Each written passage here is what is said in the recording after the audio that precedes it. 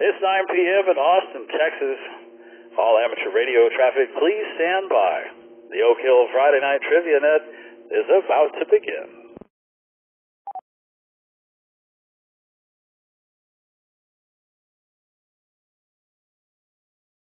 The emergency or priority traffic, please come with your name and call sign now.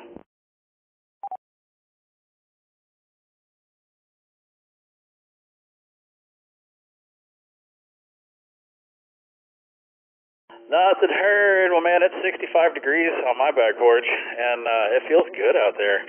Welcome to another fun weekend.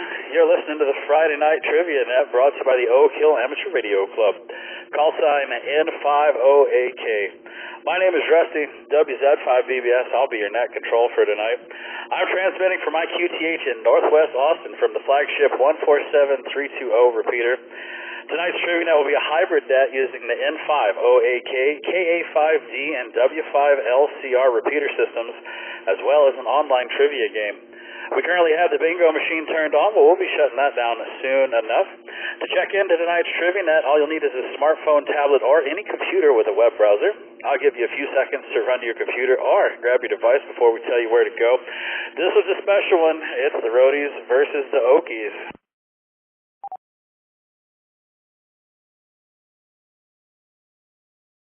So while you're doing that, if you never thought about doing it, or you've always just been kind of lurking, tonight is the night to come join us, because it's the Okies versus the Roadies. So if you're in Austin, you're going to be more of an Okie, and if you're everywhere else, you're going to be more of a Roadie. So we'll right now, it's not asking you. Once we start the game, it'll ask you to pick a team, and that's the only thing that's different. We do this on the first Friday of every month.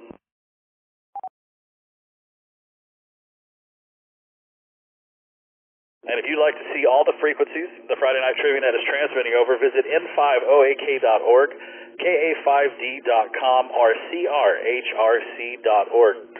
For our Oak Hill Club members, we have our very own Friday Night Trivia Net channel in the Discord. Swing by and join them. We've got Die Hard going on in the video net, so if you haven't seen that soon enough, we'll be playing Christmas music or movies all month long. So if you want to go hang out with Scott, KI5OVD, he's hanging out in the video watching Die Hard.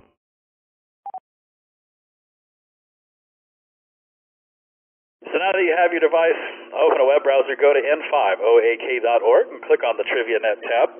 Once you're there, scroll down and click on the big green button to check in. There's no software to install or accounts to create. All we need is your call sign and your first name. If your XYL or kids would like to play along, just sign them in from their device. This also applies to all of you that are studying for your license. If you can hear my voice, you're welcome to play, and we'd love to see you in the game tonight.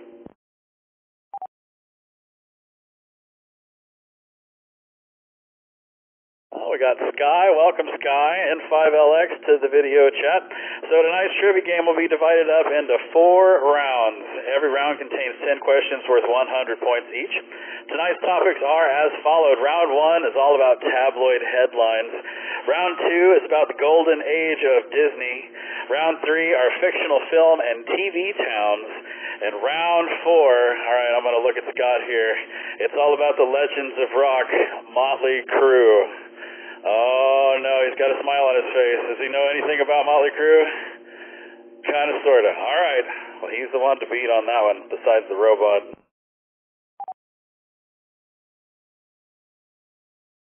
Now we'll have a short intermission to aid in drink refills and take care of all bodily functions. As always, questions, comments, and friendly taunting are welcome, especially tonight. At the conclusion of tonight's trivia game, everyone will get sent home in style by our final elimination round. One wrong answer, and you will be officially done for the night, so make sure you pace yourself on those adult beverages. With all that said, I'm going to see if anyone has questions before we get tonight's Trivia Net underway. If you do, please come with your name and call sign now.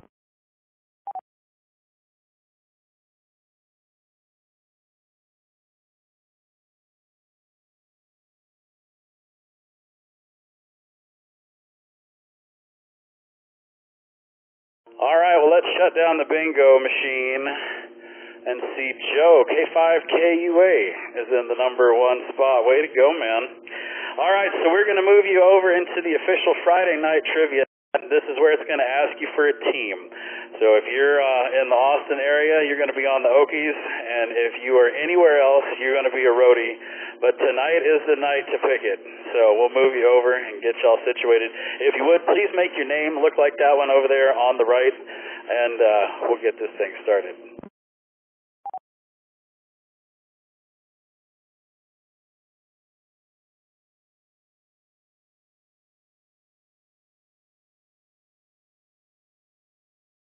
Man, you gotta love family. So I'm sitting here looking. Fart Bucket, aka Shay, has now logged in as Hurry Up. I guess he's tired of waiting around. Well, once again, if you'd like to play along tonight, you can join the game at any time. You don't have to wait for a round to be over. Just open a web browser on your smartphone, tablet, or computer and go to n5oak.org and click on the TriviaNet tab. Once you're there, scroll down, click on the big green button to check in, and you too can be playing with us. Looks like we got 23 people playing so far.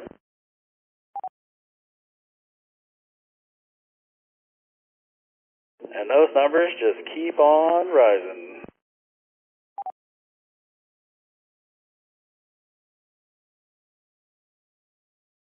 All right, and of course, every week we give away amazing door prizes for those of you that check in on time.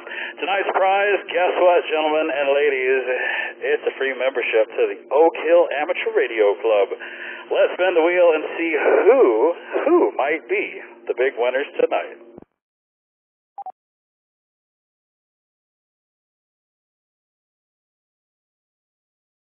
And a big congratulations to all our lucky winners.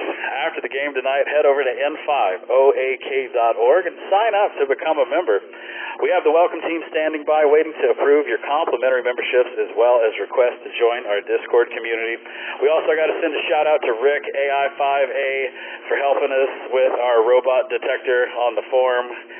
So the bots got a hold of that thing, man. We grew 400 members in a matter of 2 hours.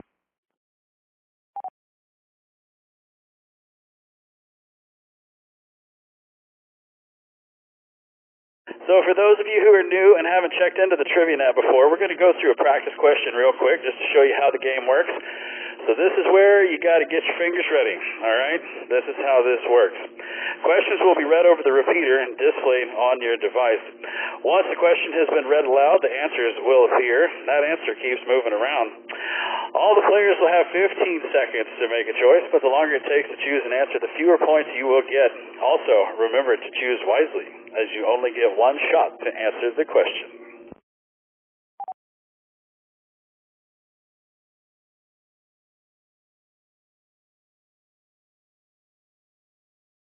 And once the timer runs out, the correct answer will be revealed, as well as what everyone else thought it was. For those of you that like to keep up with your score, it's the number located in the top left of your screen, and it will always be available during gameplay. Now that everyone understands how the game works, let's see who has checked into the net so far tonight.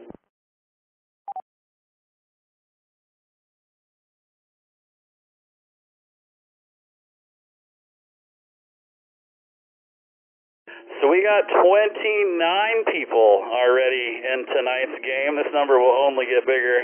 But let's say hey to Chad, KI5, or KC5, sorry Chad, KC5AJE. Oh my goodness, we got Anderson, KI5NLK, he's down in Menchaca.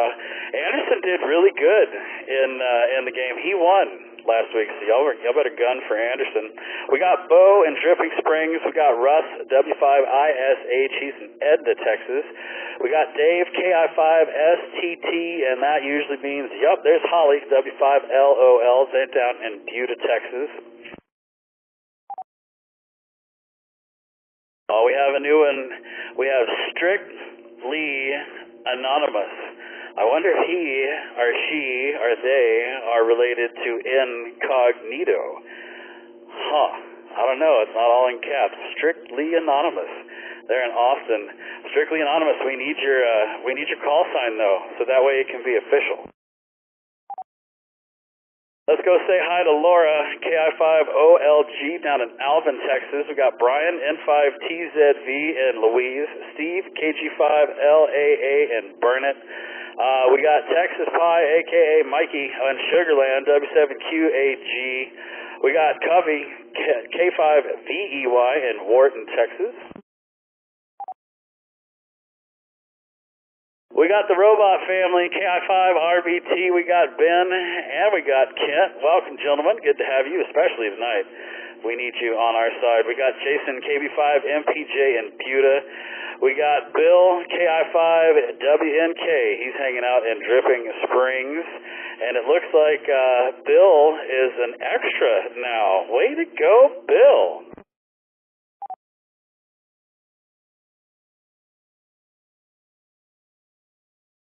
We got Big Ben, KI5YDV. He's in Hallettsville, Texas. Jason, KF5HKQ in Austin. Leonard and Leslie, oh yay, KI5NLC. They're down in Kyle, Texas. We got Trina, which means Doug's listening along. Howdy, howdy, KG5UNK. We got Nick, N5NMU from Placitas, New Mexico. Oh, look at that. We got the parents in here. Dixie is back to play along with K-Mach. Scott, KI5OBD, we got Starbuck, Joe, K5KUA, Jared, N5AFC, John and Diane, KE5RS, and Sky, N5LX.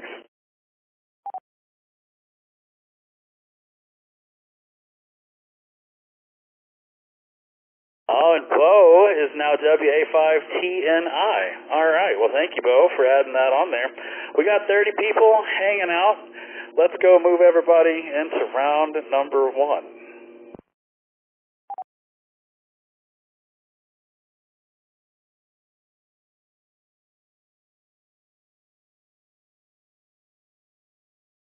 So round 1 is all about tabloid headlines.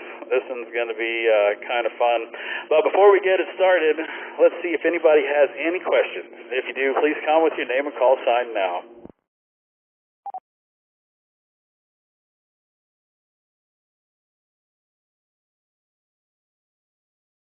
Well, hearing nothing, ladies and gentlemen, boys and girls, put your hands on your buzzers. The Friday Night Trivia Net will begin in T-minus 10 seconds.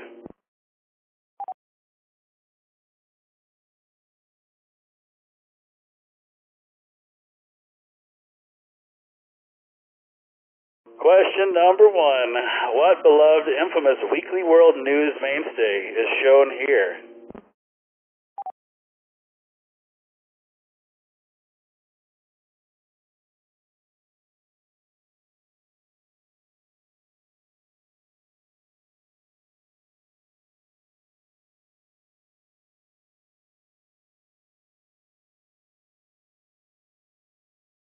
I think it's just creepy looking. All right, so y'all are going with Bad Boy.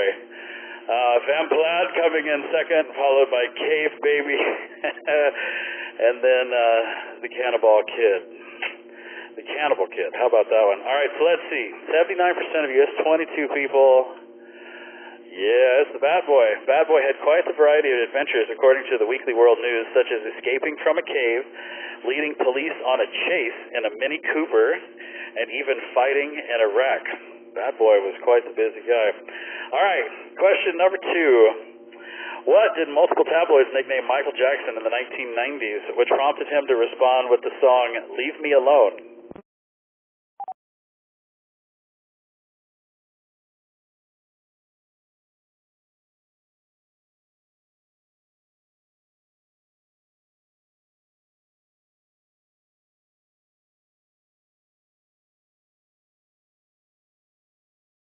Not one single one of you went for Mental Mikey. Not one. Wacko Jacko taking the biggest percentage of this, followed by Crazy Mike and Nutso Jaxo. Who thought that one? Somebody. I'm going to have to go find that one. That was Leonard, KI5NLC. I like the way you think, Leonard. I would have picked the same one. All right, so let's see. 81%. It doesn't sound like we know what we're talking about, Leonard. Yeah, we don't. Wacko Jacko is it. Several tabloids often referred to Michael Jackson as Wacko Jacko and nicknamed he reportedly hated. All right, these tabloids are kind of ridiculous and kind of fun. Question number 3. What Zombieland actor once assaulted a TMZ photographer because he thought they were a zombie?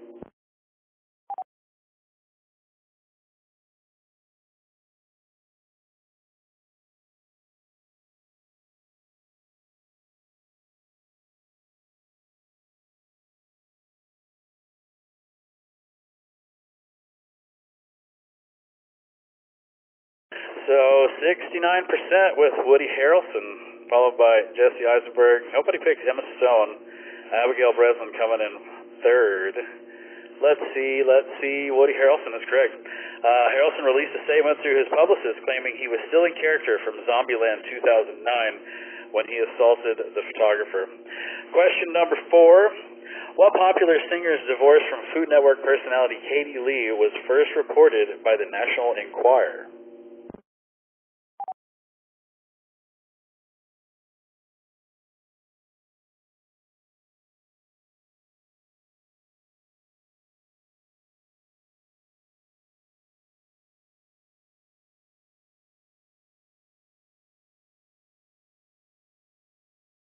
Wow, Bruce came out of nowhere, all the way into number 1, Bruce Springsteen, followed by Billy Joel, and then Mick Jagger and Neil Diamond.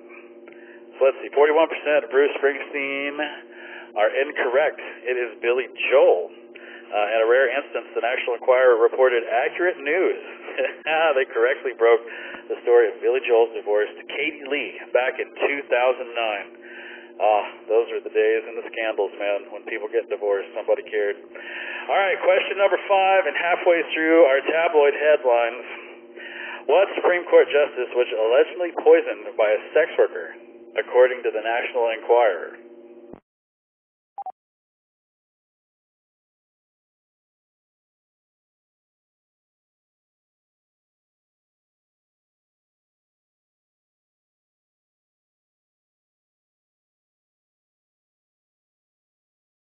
So this is pretty juicy, you know, like, I don't know what year does it say? Oh, 2016.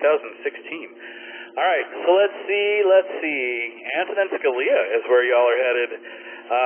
Anthony Kennedy coming in second, William Rehnquist third, and then Ruth Bader Ginsburg. So let's see who it was. Yeah, y'all are right. In 2016, the National Enquirer claimed that the CIA hired a high-priced sex worker to kill Supreme Court Justice Anthony Scalia by injecting him with poison. Dun, dun, dun. All right, let's throw up the scores, see how we are doing. We got Kent, KI5, RVT in the number 1 spot. We got Cubby, K5VEY, and Holly, W5LUL. Well, this is looking kind of good for the Oak Hill people, so let's see what we're doing so far. Oak Hill is ahead. Ooh, 203 to 199. It's still close.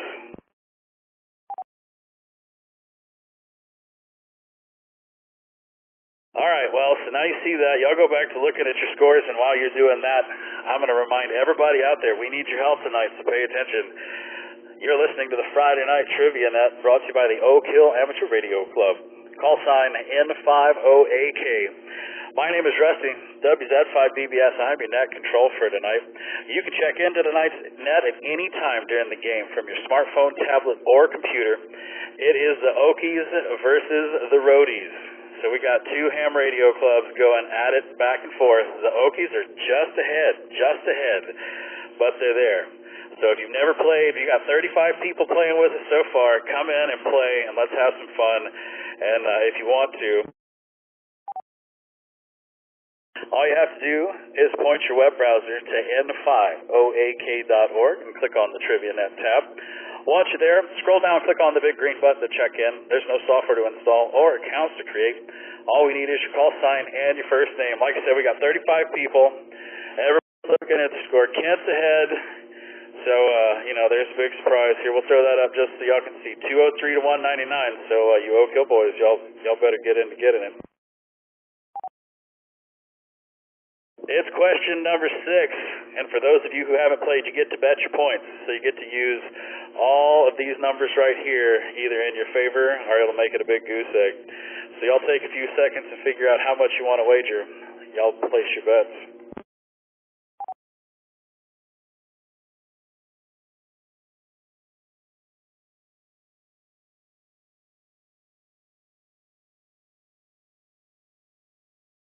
Oh, you're going to love this one.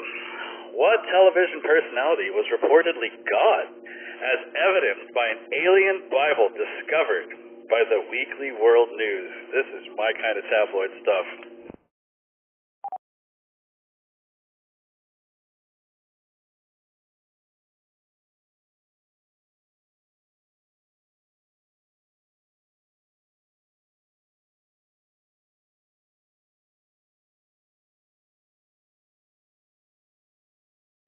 Well, old Oprah is taking the prize on this one. Wow, who knew Oprah was a god? Martha Stewart coming in second, followed by Judge Judy and Ellen DeGeneres. So let's see. 22 people. Do you know what you're talking about? Hey, check it out, you do. According to the cover of a 2005 issue of the Weekly World News, Oprah Winfrey is an alien race's god. The cover also claims that the human race's god visited a shopping mall. So, there you go. Take that for what it's worth. So, let's see. 79% of you got that. Let's see if Kent got that. Ooh, look at that. Covey. K5VEY sneaking up on the top spot. He got 362 points. Kent, KI5RVT, down to the number 2 spot, and he's sharing that with Russ, W5ISH. They got 210 and 295 points, respectively. So, way to go. All right, that puts some zeros on the board. There's a little bit of red, and there's a whole lot of green. Way to go, y'all.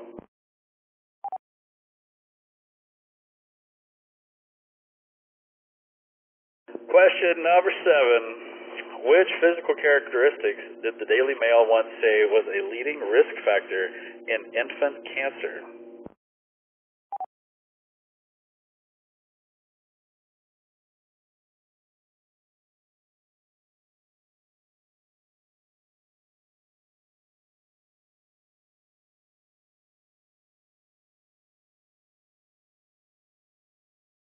Pretty overwhelmingly, y'all are going with big head, followed by small feet, small hands, and long legs. So, what is the leading risk factor in infant cancer? That's a big head. I would have been so screwed. I have got a giant skull. Daily Mail reportedly in 2005 that babies with big heads have higher risk of cancer. The article was roundly rebuked and inaccurate as a danger to public safety. Hey, what do you know? All right, public safety, if you got a big head. Question number 8. What actor learned of his AIDS diagnosis from a headline in the National Enquirer? Oh, my goodness.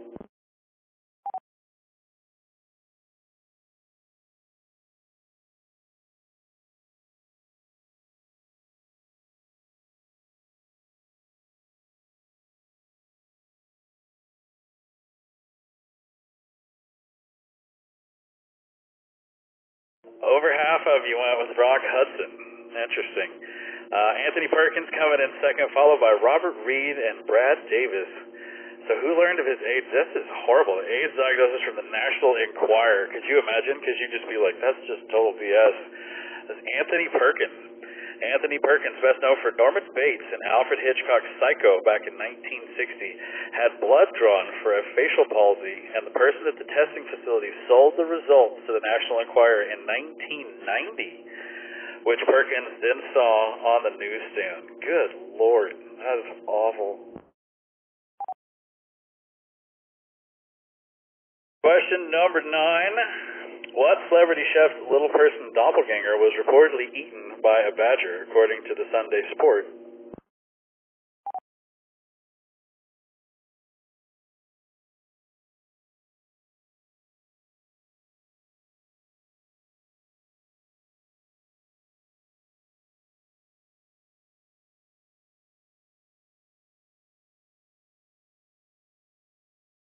Gordon Ramsay is at the top of the list, followed by Jamie Oliver, Robert Irvin, and Paul Hollywood. All right, so I don't even know. Let's see. Gordon Ramsay, 63% of you are right. The Sunday Sport headline, Gordon Ramsay's sex dwarf eaten by badger, understandably went viral in 2011. Gordon Ramsay, that is just weird on very many levels. Question number 10 in the end of our tabloid headline round. What well-known publishing tycoon's yellow journalism newspapers in the late 1800s labeled him the father of tabloid journalism?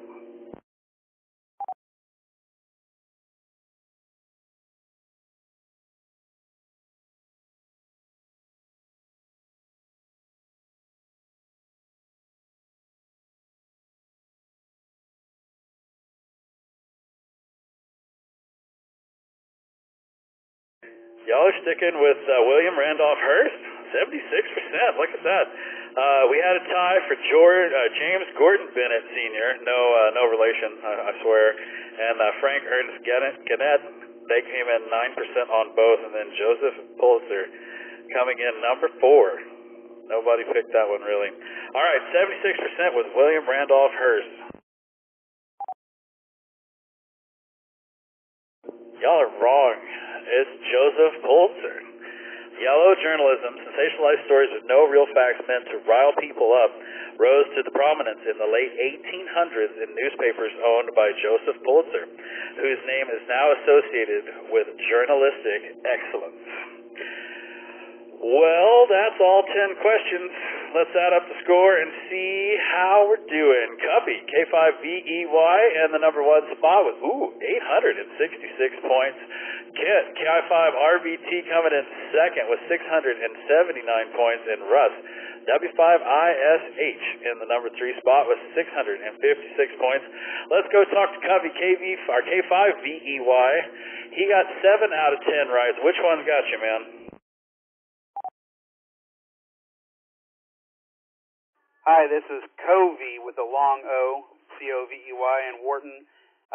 The one that got me was the Pulitzer one. Hearst and Pulitzer were both yellow journalists, so I just went with him.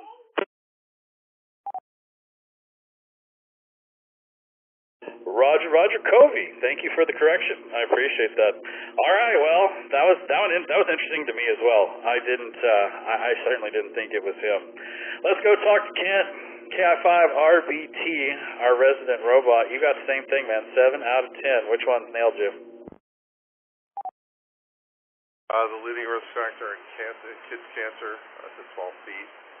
And the headline in National Enquirer about the AIDS virus.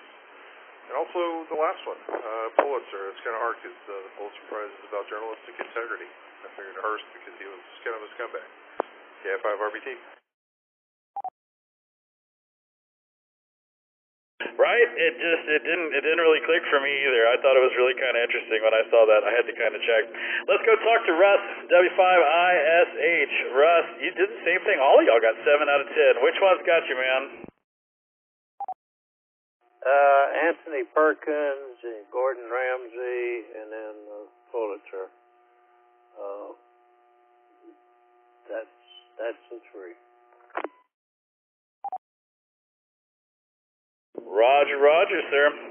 All right, well, let's see what everybody is waiting. It's the Roadies versus Okies tonight, so let's see who is doing what here. Crossroads is ahead, 396 points to 371 points. Uh-oh, fellas. Might be a 1-to-1 here. All right, well, we're going to take a quick intermission so everybody can take care of business. During the intermission, you'll see questions on your screen to pass the time. Voting is optional, but always appreciated. And just a reminder, if you want to check into tonight's TriviaNet, you can do it at any time during the game from your smartphone, tablet, or computer. All you have to do is point your web browser to n5oak.org and click on the TriviaNet tab. Once you're there, scroll down and click on the big green button to check in. There's no software to install or accounts to create. All we need is your call sign and your first name.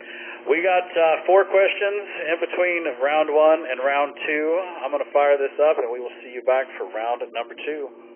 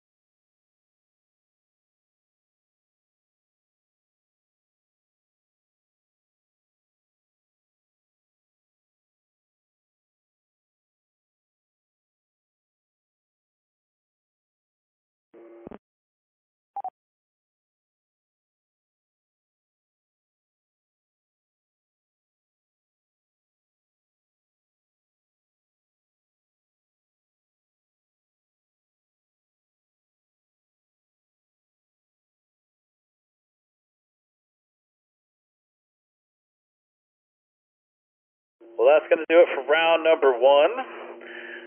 So let's make sure you wake up your device and get everything ready to go. We're going to move over into round number 2. Round number 2, the golden age of Disney. Let's see how many Disney people we have here.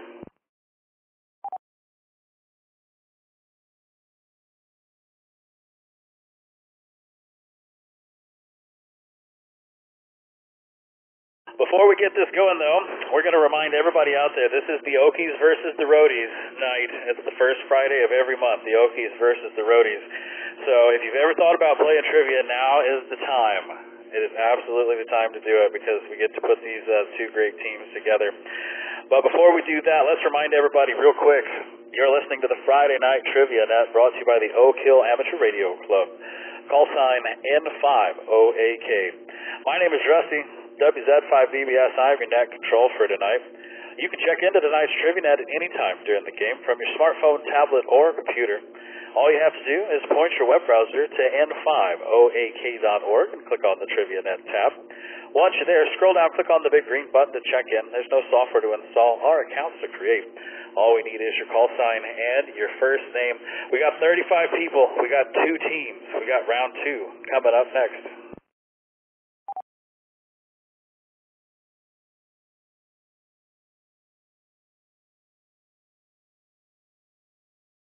Let's see how you do with the Disney round. Question number 1. Which of these Disney Golden Age feature films was released first?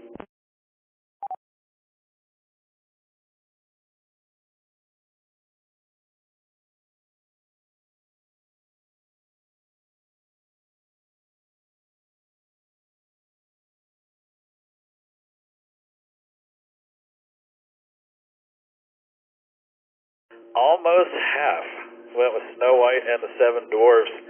Let's see, Bambi coming in second, followed by Dumbo and Pinocchio. So which one of these was released first? Snow White and the Seven Dwarfs. It was released by RKO in 1937. Snow White and the Seven Dwarfs was the first animated Disney feature film, and production began on the film in 1934. Question number 2. What picture features the song When You Wish Upon a Star?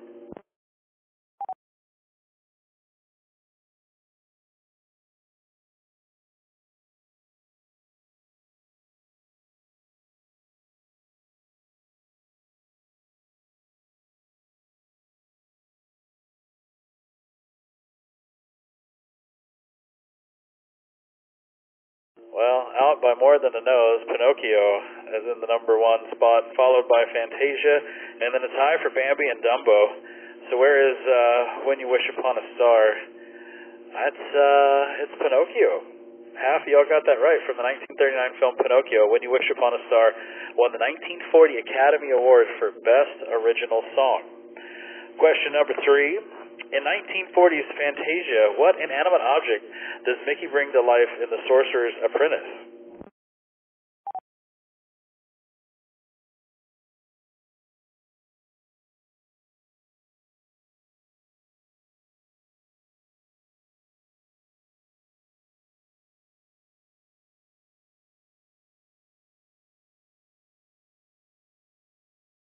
Y'all are pretty certain it's a broom.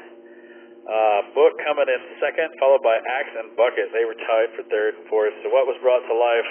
Y'all are right, it was a broom. This has got a lot of words in here. We're going to skip over that and just move over into question 4. Who wrote the original 19th century fairy tale Snow White and the Seven Dwarfs?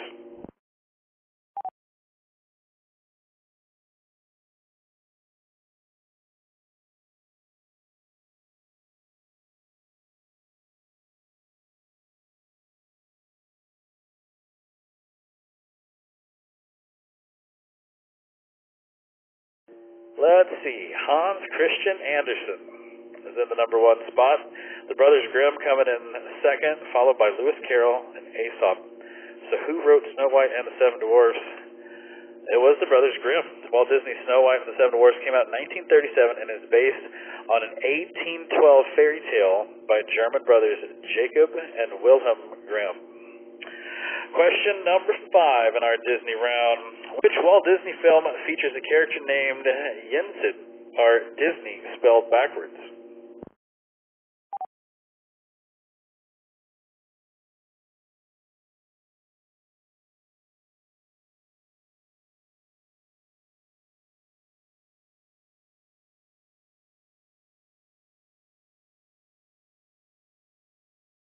So I didn't even know this was a thing, so it's kind of fun to learn that. Let's see. Song of the South taking first spot, Dumbo, Fantasia, and then Pinocchio. So where did Yensid live? He lived in Fantasia.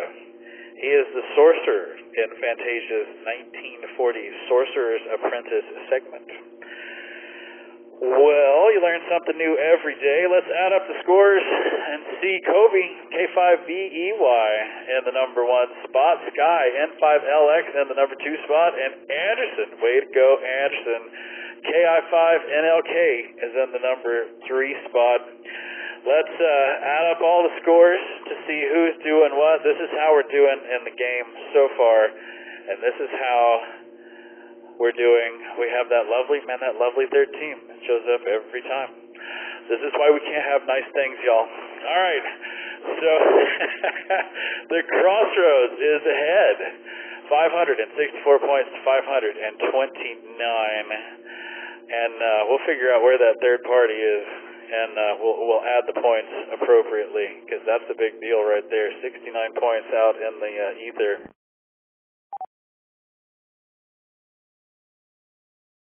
So we've got 35 people hanging out with us online. We got lots of people in the video. We got John, KE5RS, Scott, KI5OBD, and Sky, N5LX.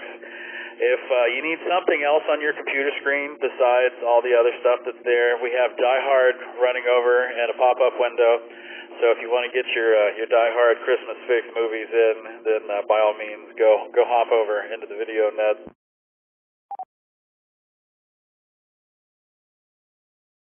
And while you're coming to watch some TV, we are going to remind everybody we need your help, and you're listening to the Friday Night Trivia Net, brought to you by the Oak Hill Amateur Radio Club.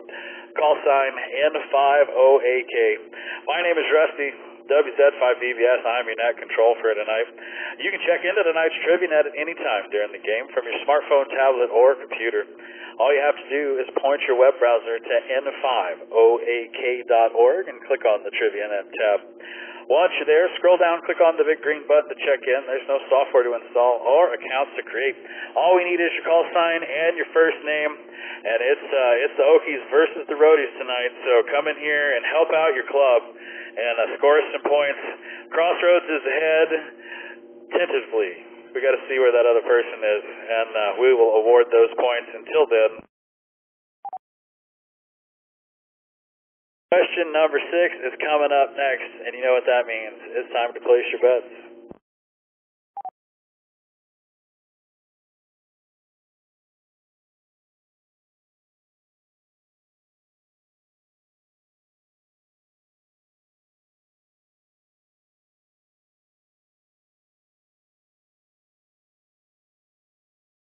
Question 6. Which of Walt Disney's 7 dwarfs played the accordion?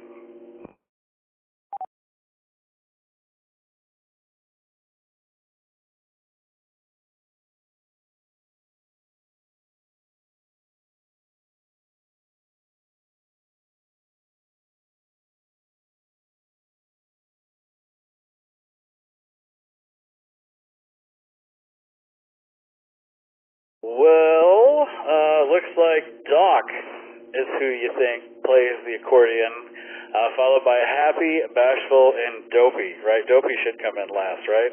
All right, so let's see. Which of these guys plays the accordion? It's Bashful. 23% of you got that right. While entertaining Snow White with a silly song, Bashful plays the accordion. 7 people 7 people got that. Let's see. That puts Sky, N5LX, in the number 1 spot. Way to go, man. 650 points. He got 325 points off that question alone. Nick, NM5NU, got 295 points on that with 590. And Leslie, KI5NLC. Look at that. 496 points, man. All right, man. Well, let's add up the scores because I found who that other person was, and it didn't do us any favors, gentlemen. Crossroads is ahead, 537 points, and the Oak Hill coming in second with 486 points.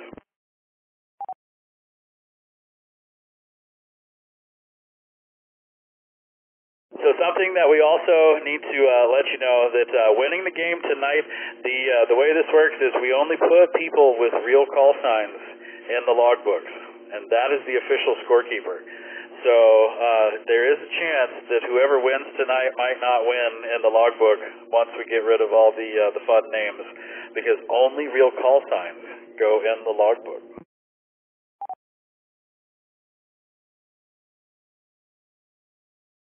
Yeah, right. It's fixed. Only the finest accountants look through our logs to make them accurate and whole. So yeah, we'll keep it at that. Let's go to question number 7. What is the name of this lucky rabbit created by Walt Disney in 1927?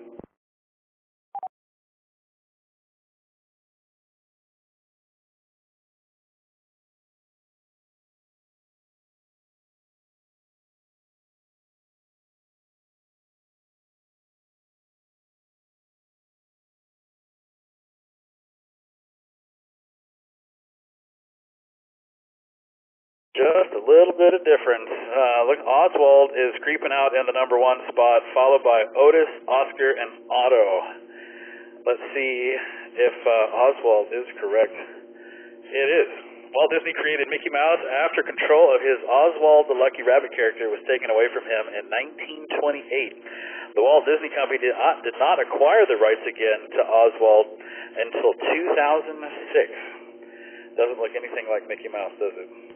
Question number 8. What early talkie inspired Walt Disney to start adding sounds to cartoons?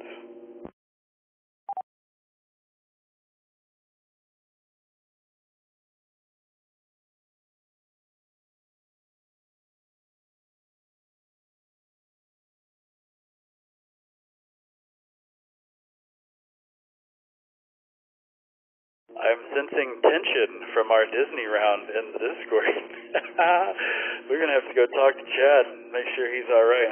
I bet his garage is a good 10 degrees warmer because he's steaming over there. All right, let's see what y'all think. Y'all are thinking The Lion and the Mouse, the jazz singer coming in second, followed by The Singing Fool and The Perfect Crime. So what talkie was it? It was the jazz singer. According to Walt Disney's older brother, Roy, Walt was inspired to add sound to cartoons after seeing The Jazz Singer, which came out in 1926, the first talking picture. All right. Chad, we only got 2 more, man. We only got 2 more. Just hang tight, and we'll get this. Question number 9. What is the operatic name of Geppetto's black and white cat in Pinocchio?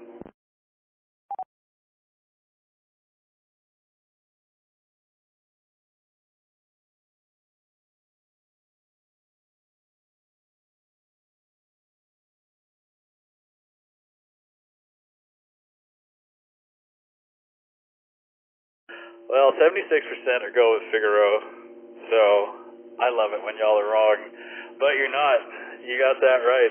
Geppetto's tuxedo cat is named Figaro, taken from the 18th century play and opera, The Barber of Seville, which was also popularized by Looney Tunes. That's how I know anything I know about opera, is thanks to Bugs Bunny. Question number 10. Which of these Walt Disney mice is Dumbo's friend and confidant, Timothy?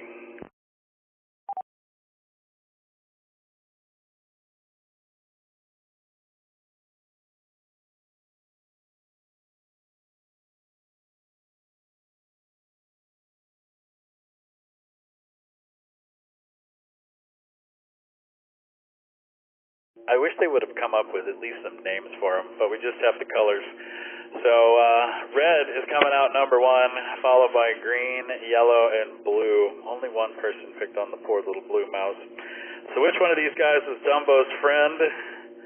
There's Timothy right there with 58% around him. Timothy Q. Mouse is Dumbo's only friend in 1941. Dumbo. Not only he becomes Dumbo's official manager at the end of the film as well. Oh man, oh man, oh man. Let's see how we did with round number 2. Nick, NM5NU, is in the number 1 spot with 930 points. Sky, N5LX in the number 2 spot. And Leslie, KI5NLC, is hanging out at the number 3 spot. Not to rub it in, but we just got to go see. Chad, you're at the top 10, man. You did good. You did really good on this one. Let's go talk to Nick. NM5NU, you got all of them but one correct. Which one nailed you?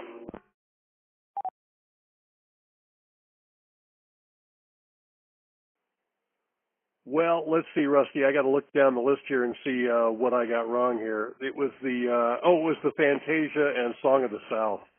I picked Fantasia on that one, and I picked Song of the South on that one. Sorry, and Fantasia was the right one. So that's the one that got me. I'm not sure how the copy is coming in through Echolink on KA5D, but we're giving it a shot here, and I did well on Golden Age of Disney because, well, I'm Golden Age. Back to net. NM5NU. Go ahead, Rusty. Man, your audio sounds great. So, yeah, no worries on that. You're coming in loud and clear. And I thought it was really kind of funny that that told me the Rock Hudson question. When everybody picked Rock Hudson, I was like, I think I know the average age of everybody in this room. Well, all right, man. Congratulations on winning round number 2. Let's go chat with Sky, N5LX. Sky, he missed 2. Which one's got you, man? Hey man, this is N5LX. I was just trying to help out our club, but Crossroads is doing really good. The first talkie that inspired Disney to make more of those, I got that one wrong. And the other one, which, man, it really bugs me because I knew the answer. It was the first one, the Golden Age feature released first. I knew it was Snow White, and I just punched the wrong button. It was like a brain glitch. Right, you know where to go, but your finger just totally does not make it happen. Well, right on, man. Let's go talk to Leslie, KI5NLC. She's in the number 3 spot. Leonard is in the number 4 spot. Leslie has 813 points. Leonard has 641 points, and he only missed one last question. Leslie, you missed 2. Which one's got you? Let's see. I got what picture features When You Wish Upon a Star wrong. Kind of mad about that one. It was one of those ones I hit it, and I was like, dang! That was the wrong answer. And the next one is who wrote the original fairy tale Snow White. So I'm pretty proud of myself. My dad, NM5NU, isn't going to tell you. He's a big Disney fan. Has a lot of history with Disney that he's not going to mention. So I have to give all my props and give all the credit to him because he's taught me a lot. We grew up going to Disneyland. He knows a lot. So it's all on him. Congratulations, NM5NU. Aw, that's quite the shout-out. I'm kind of a Disney fanboy. I went several times when I was a kid, and we went to Disney. I guess we went to Disneyland first, and then we went to Disney World. And I fell in love, especially with Epcot, all the robotics, all the little animatronic stuff. Like, they were so ahead of their time, and it really makes me kind of wonder, you know, if he was still around, what that thing would look like now instead of a giant commercial. You know, like the forethought and the technology and all the stuff that went into making Epcot. That was super cool, and I love it. As a matter of fact, my buddy just went and stayed at the Star Wars world down in Disney World in Florida, and he's like, we have to go. So we've been thinking about planning just a nerd fellas trip down to Disney World to have some fun. Well, there you go. There's the top 3 of round number 2. Let's add up the scores and see. Nick is still in the number 1 spot. Kobe coming in K5VEY second, and Sky N5LX third. And let's see the ones that we really matter.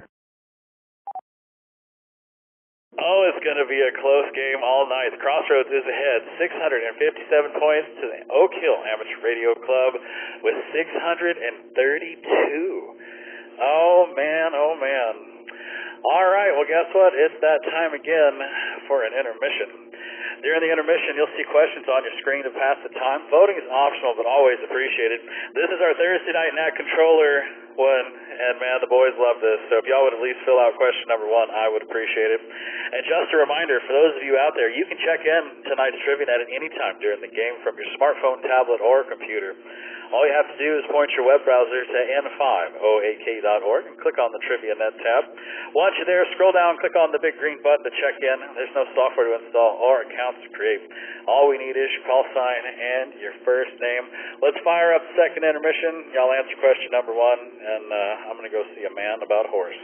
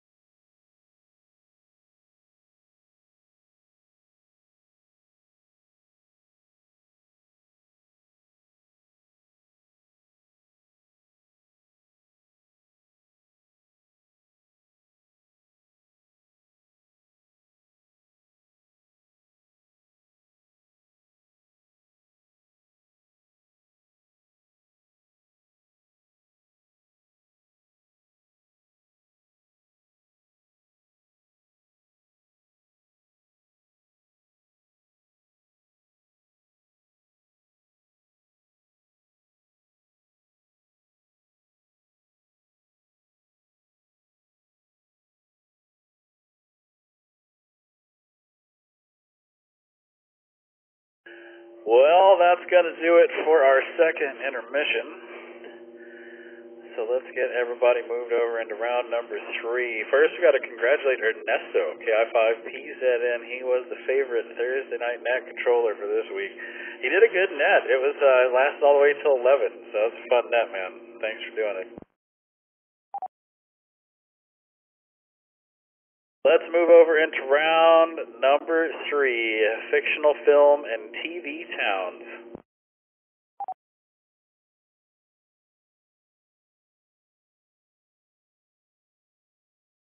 All right, y'all get ready, because yet again you're listening to the Friday Night Trivia Net, brought to you by the Oak Hill Amateur Radio Club. Call sign N5OAK. My name is Rusty, WZ5VBS. I'm your net control for tonight. You can check into tonight's Trivia Net at any time during the game from your smartphone, tablet, or computer. We got 35 people hanging out with us. It's the Okies versus the Roadies. We got two really great ham radio clubs going at it, and if you want to join, all you have to do is point your web browser to n5oak.org. Click on the TriviaNet tab, and once you're there, scroll down, click on the big green button to check in. There's no software to install or accounts to create. All we need is your call sign and your first name. So let's see how you do with fictional film and TV towns.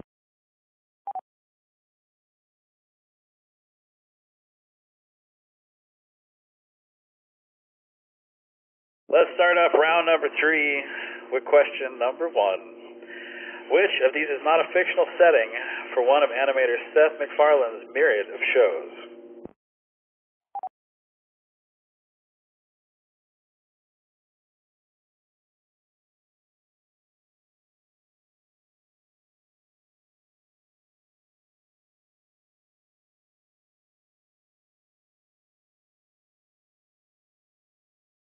We might have some Seth MacFarlane fans in here. 55% said Highland, Texas. We got Langley Falls, Virginia coming in second, followed by Quahog, Rhode Island, and Stool Bend, Virginia. So which of these is not a fictional setting? It's Highland, Texas, which I would have totally gotten this one right. Stool Bend, Virginia was home to the Cleveland Show from 2009 to 2013. Quahog, Rhode Island is the setting of Family Guy that started in 1999 till now. And Langley Falls, Virginia is where American Dad 2005 to present resides. Beavis and Butthead, which was airing from 93 to 97, they were the ones that lived in Highland, Texas.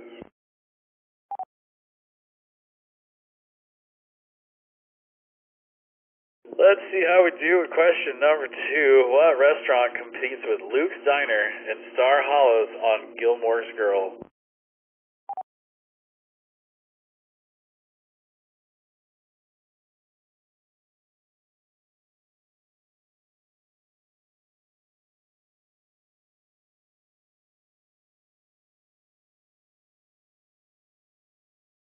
I mean, really, who could ever compete with Luke's Diner? I mean, like, in their dreams, right? I've never even watched this show. Let's see. Lila's Cafe is the overall answer. JoJo's Burgers coming in second, followed by Al's Pancake World. I totally would have picked Al's Pancake World. That sounds pretty awesome. Teriyaki Joe's coming in fourth. So who had the audacity to compete with Luke's Diner and the Gilmore Girls? Why, it was no other than the JoJo's Burgers. They sell worse food cheaper than Luke's Diners, but Rory and Lolila still order it once a month. This is just ridiculous. Question number 3. What body of water lies on the outskirts of South Park?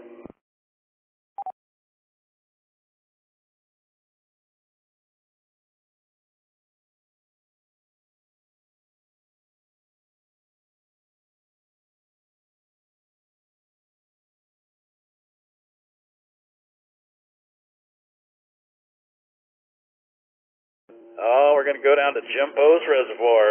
That's outside South Park. Then Ricky's Lake. I like that one. I thought that one was just kind of funny. Stark Pond coming in third, and Tom's Delta. So what water lies on the outskirts of South Park? It's Stark's Pond, man. Stark's Pond. 26% of you got that. Stark's Pond serves as the epicenter of many reflective scenes as well as many action scenes in the South Park, running from 1997 until now. Absolutely. Jimbo's Reservoir. Question number 4. What is Sunnydale High School's team mascot in Buffy the Vampire Slayer?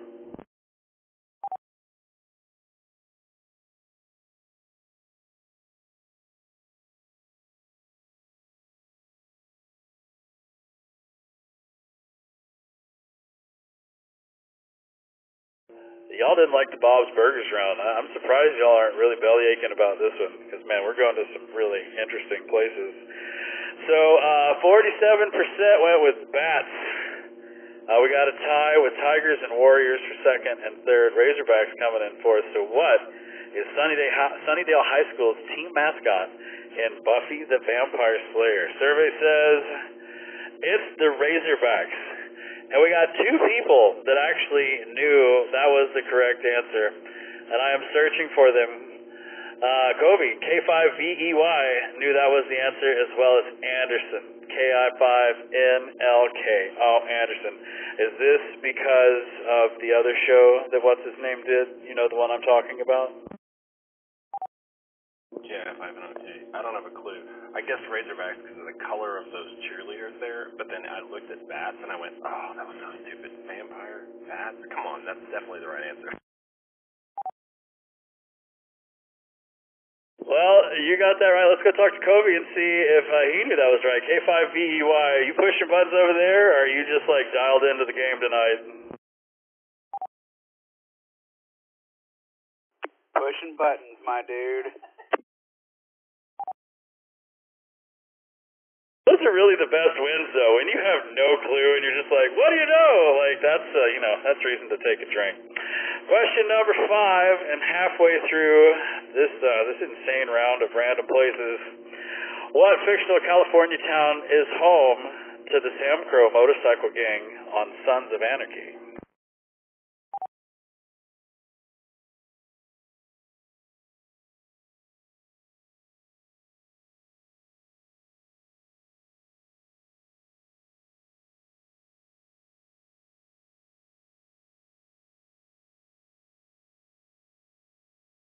I've watched a couple episodes of this, but I would have had no clue at this at all. Y'all are going with Beacon Hills. Beacon Hills is where it is. We got Charming coming in second, followed by New Can and Agree. Let's see. Is Charming? Charming just does not sound right. It is. So check this out. While Sam Crow, which stands for Son of Anarchy Motorcycle Club Redwood Original, the gang rides out of Charming, California.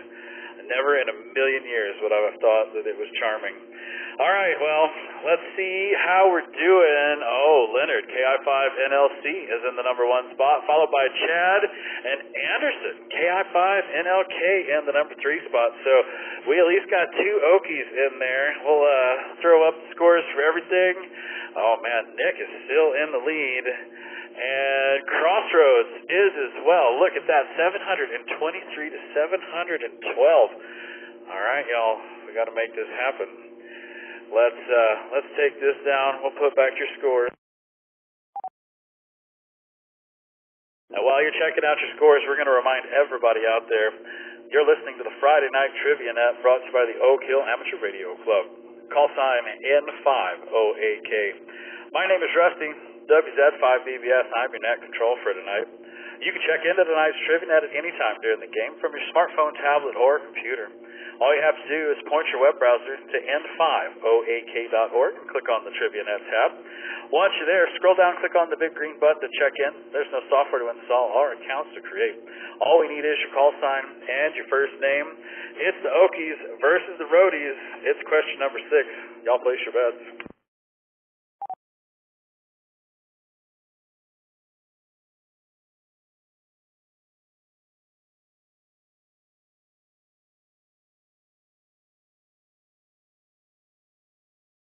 Question number 6 for all the money. Which King of the Hill character cuts it up behind the barber's chair at the Fort Blanda military base in Arlen, Texas?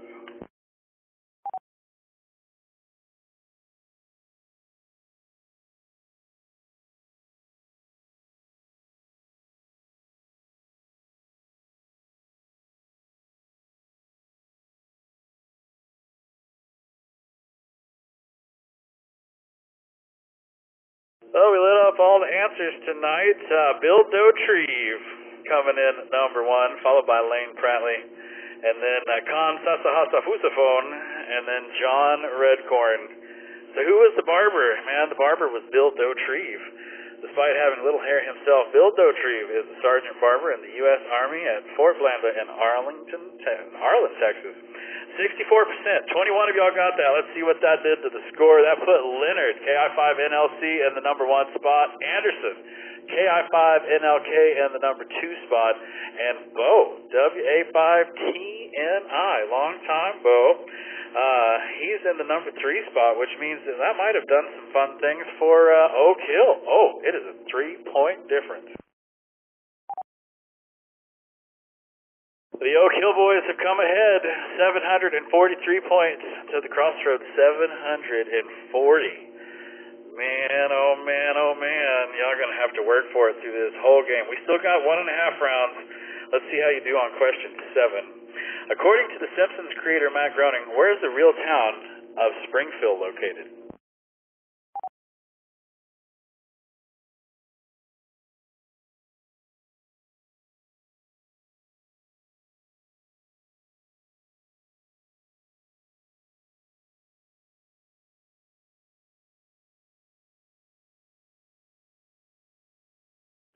Springfield. Oops, there we go. It's Oregon. I hit the wrong button. Y'all thought it was Illinois, though. That's a fun one. 44% of you on that one. Oregon came in second, though. So according to the official 2007 proclamation by Matt Groening, upon the release of the Simpsons movie, Springfield, Oregon inspired the fictional town. Question number 8. What fictional United Kingdom community exists in Orange County world of Arrested Development?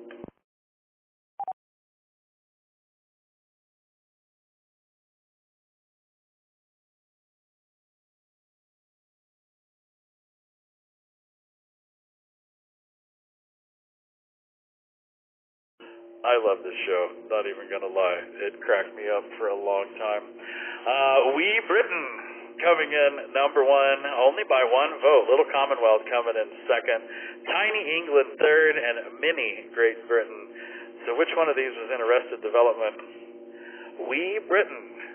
Wee Britain is a fictional community full of Brits and a car lane swap just like in England, and Mary Poppins dull in the hiss during the walk through the streets of cult sitcom Arrested Development. I really wish that was still going. I miss her, Jessica Walters. I don't love Archer nearly as much anymore now that she's gone. Question number 9. Both Green Acres and Petticoat Junction take place in the fictional town of this.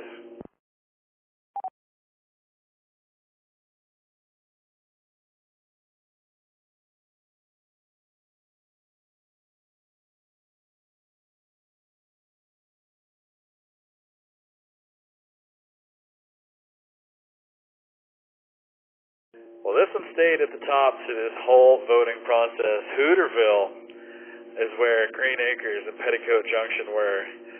71% of you. That's 24 people. Let's see. Yeah, it was Hooterville. Both Green Acres and Petticoat Junction were set in the fictional city of Hooterville. It doesn't say where, just Hooterville. Question number 10, and the end of our fictitious towns. What beloved comedian briefly appeared as Mayor Gunderson of Pawnee, Indiana on Parks and Recreation?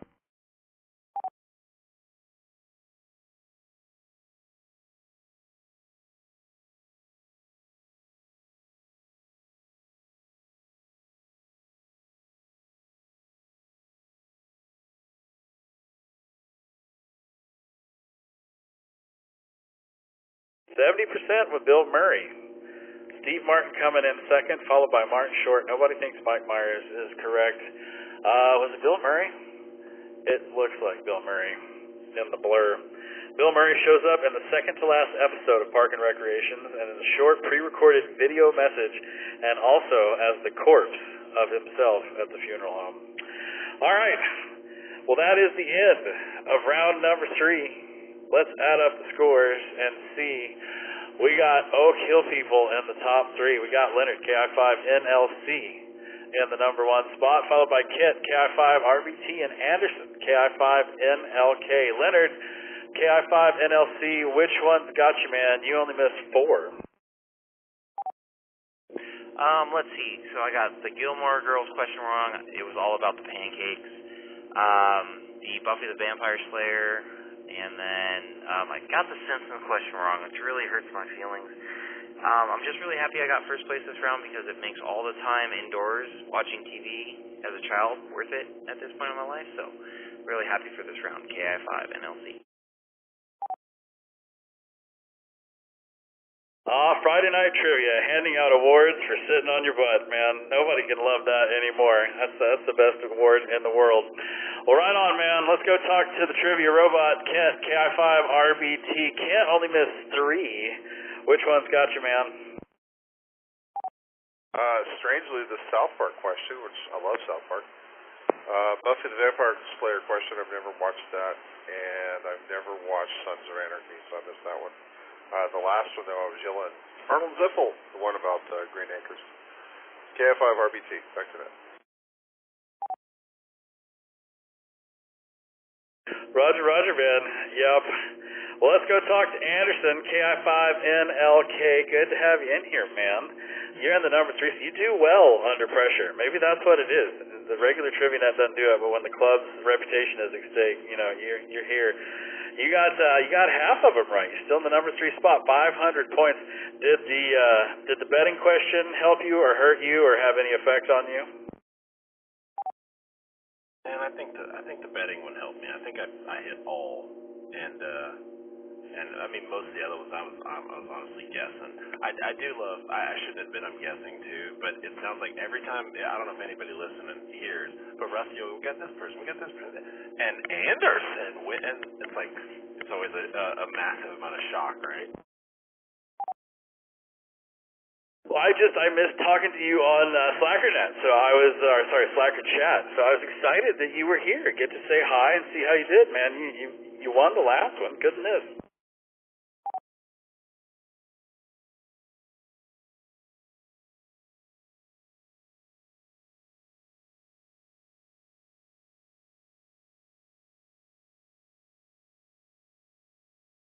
I was really hoping I could make you talk and at least say something else. You didn't even do it, man. I love it. All right, so let's add up the scores on all 3 rounds and see. Kobe's in the number 1 spot, K5VEY, followed by Nick, NM5NU, and Leslie, KI5NLC.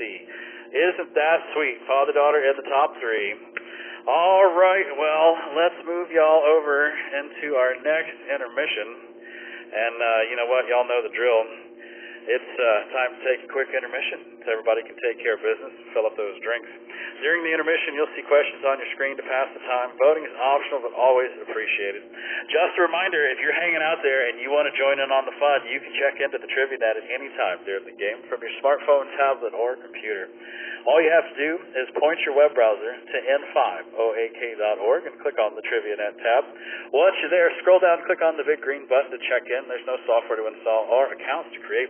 All we need is your call sign and your name. I'm going to get out of your hair. We'll be back for round number 4.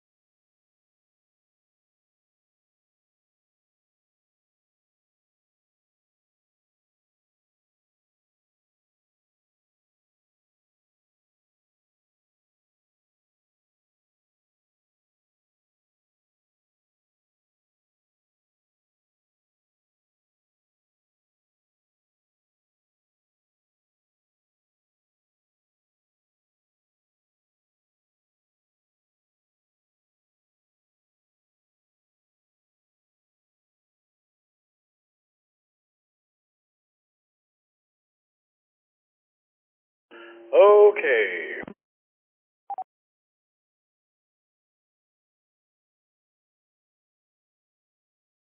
Well, let's get y'all moved over into round number 4. Round number 4 is all about Motley Crue.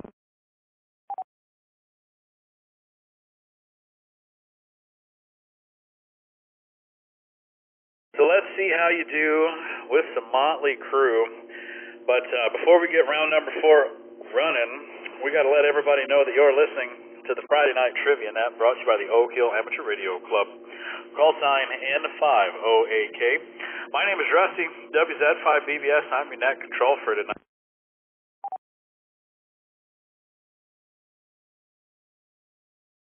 You can check into tonight's Trivia Net at any time during the game from your smartphone, tablet, or computer. All you have to do is point your web browser to n5oak.org and click on the Trivia Net tab. Once you're there, scroll down, click on the big green button to check in. There's no software to install or accounts to create. All we need is your call sign and your first name.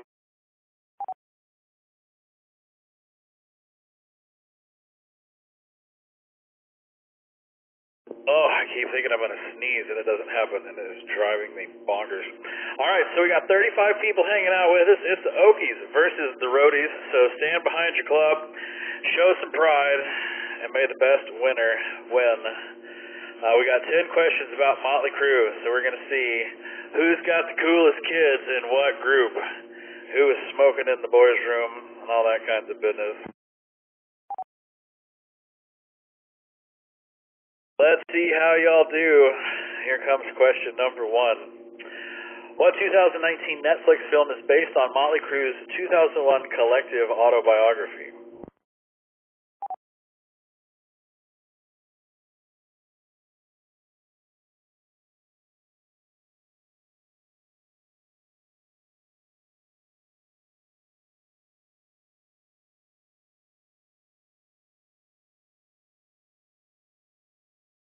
Well, all bad things must end is the number 1 pick. The Dirt coming in second, followed by White Trash Circus. I would have picked that one. And Hooligan's Holiday. So let's see, what was it? It was The Dirt. The Dirt was first published in 2001 and became a New York Times bestseller. The book inspired the band's 2008 album Saints of Los Angeles and served as the basis for the 2019 Netflix film, also titled The Dirt. Question number 2 in our Motley Crue round. Which member of Motley Crue announced his retirement in October of 2022?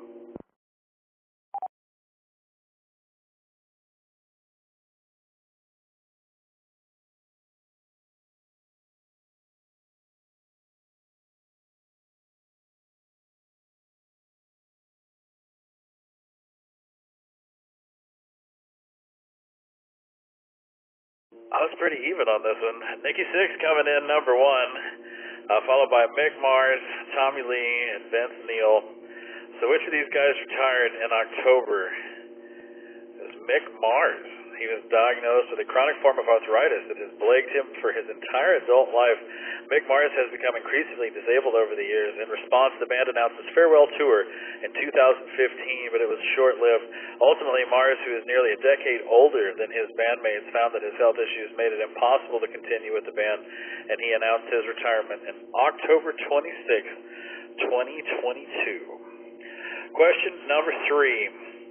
What is the only Motley Crue album to produce 2 top 10 singles in the United States?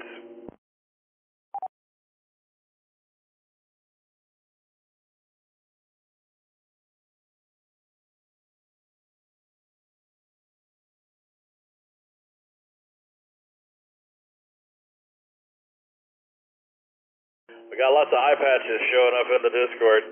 All right, let's see. Girls, Girls, Girls is the number 1 answer, followed by Dr. Feelgood, Theater of Pain, and Decade of Decadence. So which one of these produced 2 top 10 singles in the U.S.? Dr. Feelgood. I remember listening to a lot of that one. In 1989, Dr. Feelgood became the band's first top 10 hit, reaching number 6 in 1990. Without You climbed to the charts to reach the number 8. Both of these singles came from the band's best-selling, highest-charting album, Dr. Feelgood. Question number 4. According to the band, which of these accents inspired Motley Crue to add metal umlauts to their name?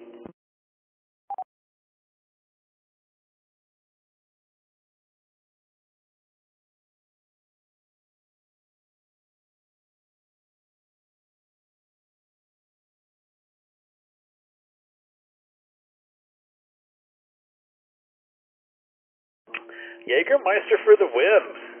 Tie for Lowenbrow and Blue Oyster Court and Haagen-Dazs. Y'all don't think they're eating Haagen-Dazs? Come on, guys. All right, so let's see. Out of all of this, it would have been either Lowenbrow or Jägermeister for me. I probably would have gone with Lowenbrow just because, you know, why not? And I would have been right. I would have been completely lucky, but I would have been right in that one. When the band first formed, Nikki Sixx suggested the name Christmas, which the other members did not care for. Big surprise. Mick Mars recalled a previous band and his White Horse being referred to as a motley-looking crew. Vince Neil suggested adding the umlauts as a stylistic spelling inspired by the beer they were drinking at the time, Lowenbrow.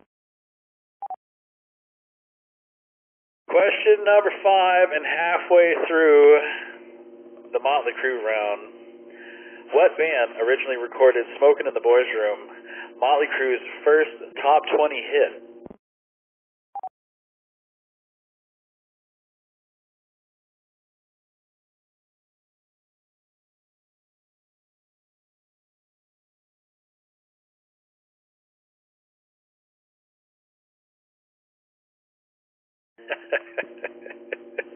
Thank you, Jared. I appreciate that.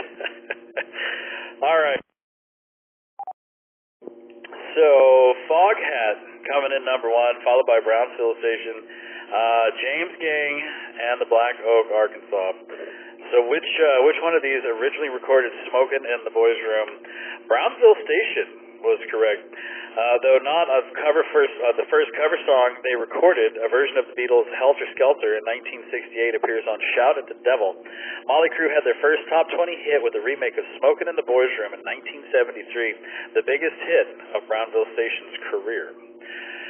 Well, we made it to question number 5. Let's see, Jason, KB5MPJ. Oh man, the top 3. Everybody just missed 1. Way to go, Jason. Holly, W5LUL in the number 2 spot, and Sky, N5LX. He reminds me of somebody that'd be smoking in the boys' room. So here's how we're doing in round 4. Here's how we're doing in the game. Man, things aren't changing there. And here's how we're doing when we divide it up by club.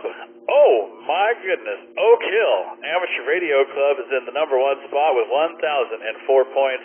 Crossroads coming in second with 949. All right, way to go, y'all. All right, y'all check out your scores. And while you're doing that,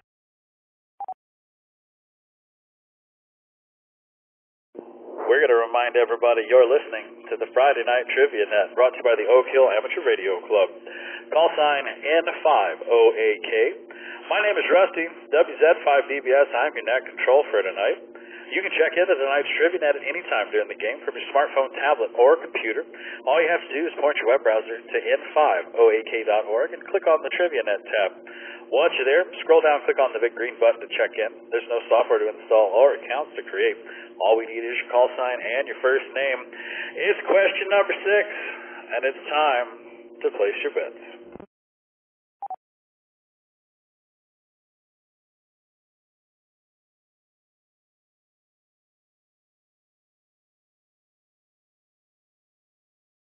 This is a great question. So question number 6 says, what city banned Motley Crue for life over their antics and publicity stunts during a 1982 tour?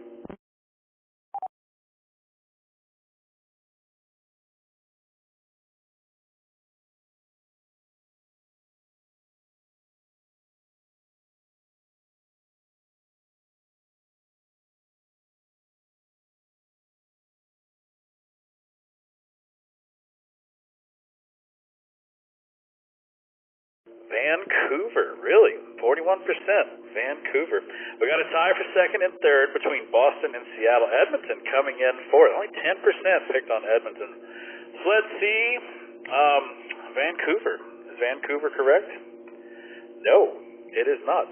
Edmonton is the only one that is correct. And it says here, in 1982, Motley Crue was detained at the Edmonton International Airport for wearing their spiked stage wardrobe, which was considered a dangerous weapon. Yes. Singer Vince Neil was also cited for possessing indecent material. Later, a bomb threat was called in during one of the band's gigs. All of these incidents were later revealed to be publicity stunts. And finally, drummer Tommy Lee threw a television set from an upper story window of a hotel. All this combined, Motley Crue has been banned for life from Edmonton, Alberta.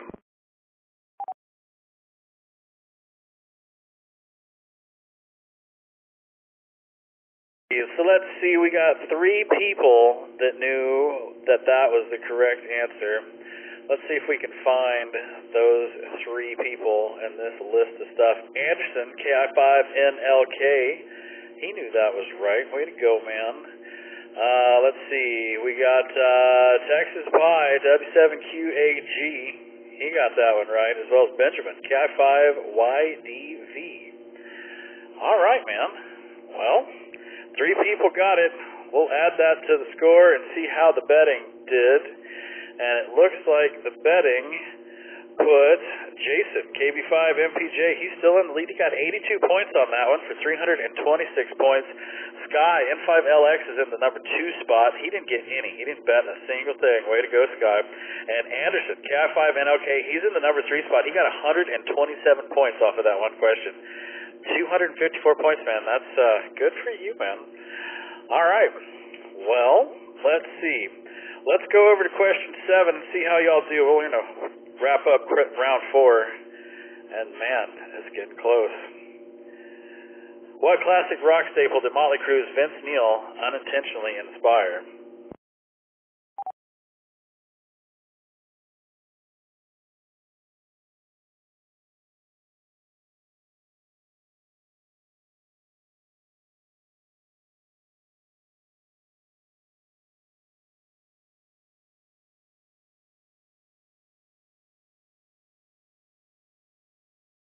And it's a tie between Dude Looks Like a Lady and We're Not Gonna Take It. Addicted to Love coming in 3rd, and you've got another thing coming 4th.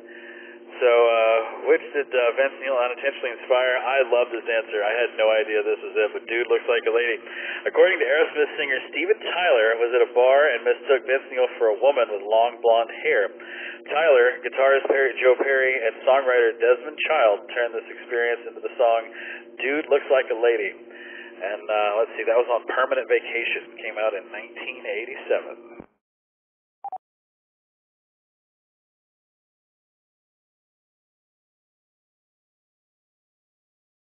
Looks like Cody's here, and it's a good thing, man. I just rigged the last 3 questions. So welcome aboard, Cody. It's these 3 are just for you. Question number 8, 1983, which music festival was instrumental in fueling Motley Crue's success in America?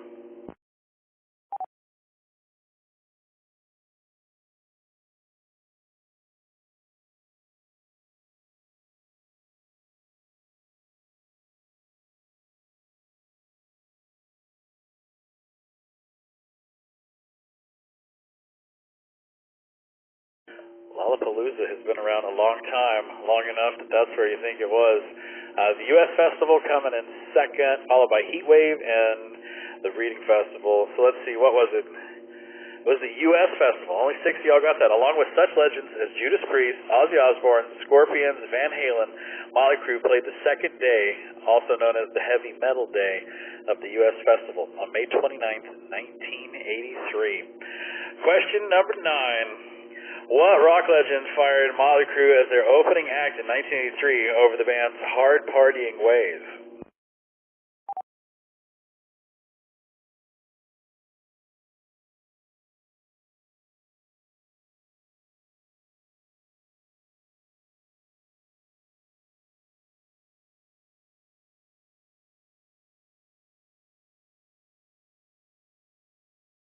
Wow. All right, that's interesting. Y'all went for Aerosmith, taking the number 1 spot, followed by Iron Maiden, Kiss, and AC/DC. So, which rock legends fired Motley Crue as their opening act in 1983 because they partied way too much? This is funny. It's Kiss. And we got to see, out of all the people that got this right, I want to see if Jared did not get this right. Jared, you picked Kiss on the wrong one, man. Come on now. Question number 10, and the end. Motley Crue recorded 2 songs inspired by Nikki Sixx's heroin overdose, Dancing on Glass and this.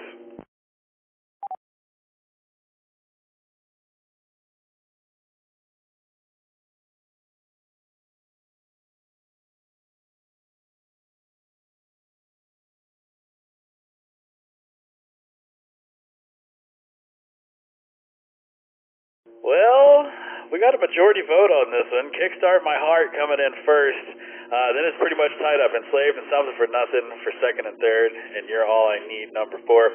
So what was the heroin overdose? It was Kickstart My Heart, of course. On December 23rd, 1987, Nikki Sixx OD'd on heroin, and while en route to the hospital was declared clinically dead. A paramedic who happened to be a Motley Crue fan managed to revive Sixx with 2 shots of adrenaline. Sixx used the experience, including being clinically dead for 2 minutes, as inspiration for the song Kickstart My Heart.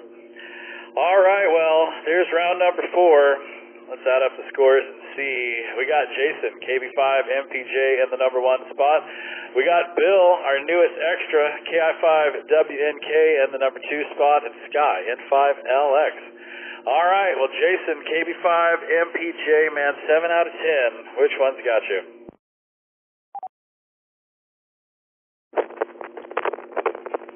KB5 MPJ. So I know the Mick Mars one got me, and I actually knew that one and got it wrong somehow. I don't know. I chose Nikki Sixx, but yeah, I knew that one. And I forget which other 2. At the Rock Festival, I didn't know that one, and then there was one other. So yeah, those were the ones. Roger, man. Let's go talk to Bill, Mr. New Extra. Congratulations, Bill. How big of a Motley Crue fan are you? Huge. Favorite band from middle school on up. I was really surprised. I thought it was girls. I didn't know about I went with Jägermeister. I wasn't too sure about the Lowenbrow, and I don't know anything about what happens in Canada, so I missed that one too. Right on, man. We'll see. It's a good thing you played tonight, man. This is your round. Let's go talk to Sky, N5LX, man. Sky, you're the number 3 spot. How big of a Motley Crue fan are you? N5LX. I remember hearing him on the radio, kind of in the background of my high school days. I think it would suffice to say I was guessing on most of them. I'm surprised I got any of them right. But you know, it's a cool band. Yeah, they were like my brother's favorite bands, so I got to listen to lots and lots of Motley Crue. Well, there's the top 3, and everybody gets to see how they did for round 4. We're going to add up all the scores and see who the big winner of the Friday Night Trivia Net is tonight. Drum roll, please.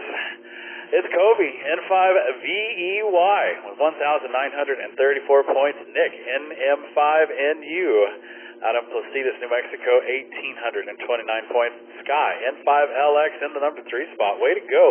Let's go chat with Kobe, K5VEY. You got anything going on this weekend?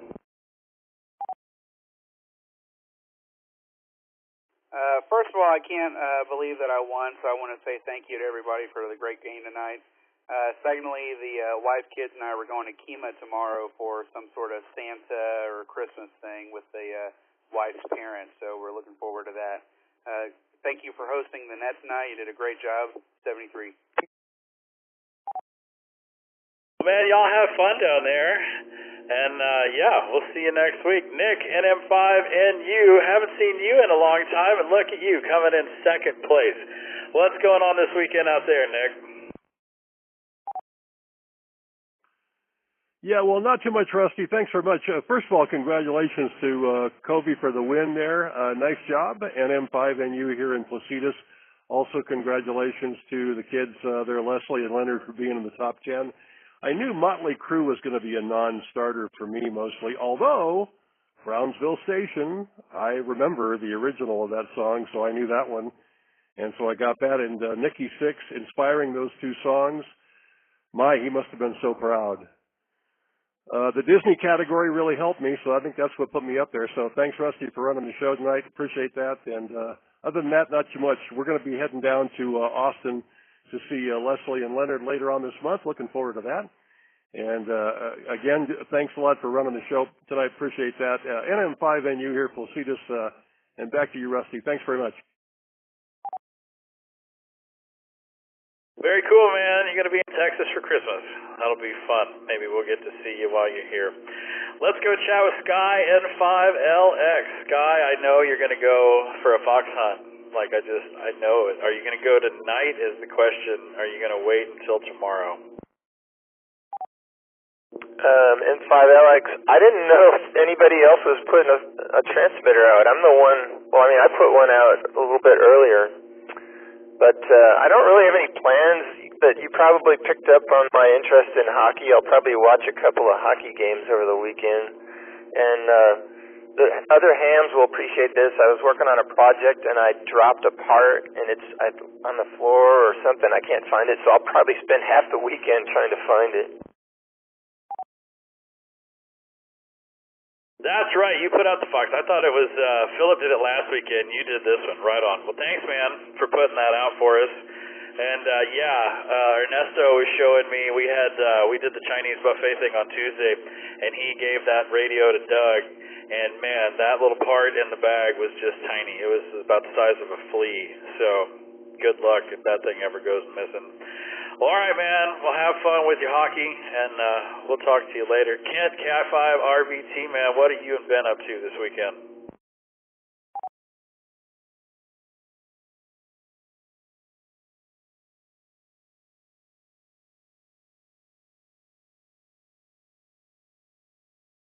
Well, sounds like KI5 RBT is a little busy. Let's go chat with Leslie, see what she and Leonard are up to. KI5 NLC in the number 5 spot. Leslie, what's going on this weekend? Let's see. This weekend, I think tomorrow we are going to hang out with our neighbors and just have some wine and spend time with them. And besides that, it's the same old stuff, getting ready for a week of work and studying. And then, looking forward to having my parents in town in a couple weeks. You said they'll be in Texas for Christmas. We're going to go on a cruise, so we're going to be way out of town for Christmas, and we're really looking forward to that. KF5NLC. Right on. So they're coming in, which means you're going to have to clean up the house. And then you're going on a cruise for Christmas. So did you bother putting up Christmas stuff? Do you usually do that? Or, especially since you're going to be gone, do you even care? It's funny, I put up Christmas stuff on November 1st, which is one day later than last year. So I know a lot of people have strong feelings about that, but no, my Christmas stuff has been up for weeks at this point.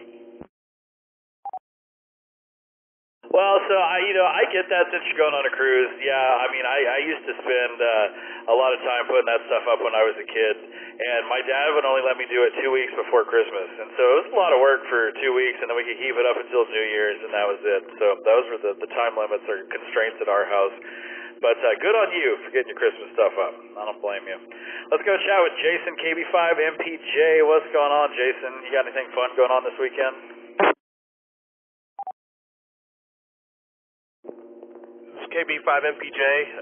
Well, I just heard y'all say Christmas, so I may need to do a little Christmas shopping.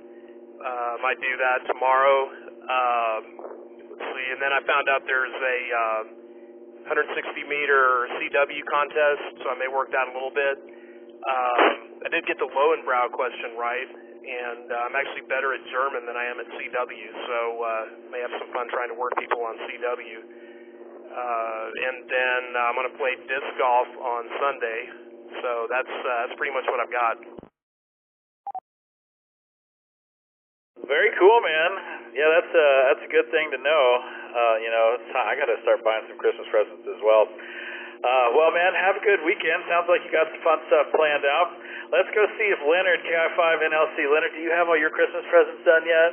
And we kind of know what you're up to this weekend. So, have you bought Leslie everything that she deserves? You know, Rusty, I'm going to have to keep that a secret just to keep Leslie in suspense so she doesn't know if she's getting presents yet. I think I'm a little behind on the shopping, but yeah, we were up there November 1st, since Leslie talked about everything already. I'm going to talk about more Christmas stuff. But yeah, we were up there November 1st and up on the ladder, but I got to buy a new Milwaukee staple gun, so it was all worth it. KI5NLC. Sounds like y'all got this figured out. For every chore, there is a toy. And if you have a toy for every chore, then it makes the chore a whole lot more fun to do. Well, right on, man. Well, congratulations on number 7. Let's go talk to Bill, KI5WNK. Bill is our brand new extra in the club. Congratulations on that, Bill. Are you going to be using your new privileges this weekend? Yeah, I think so. My wife has actually been traveling all week. She's back. I told her we'd go get some shopping done, despite the fact that by my calendar I still have 22 days of procrastination. We're going to do the Dripping Springs downtown shopping tomorrow, and then if I'm lucky, I'll get out for a little bit Sunday, maybe go to a park and see what I can do on HF. Right on, man. Well, sounds like fun to me. So good luck on that, and congrats again, man, on the extra. Let's go talk to W7QAG, see what they're up to this weekend.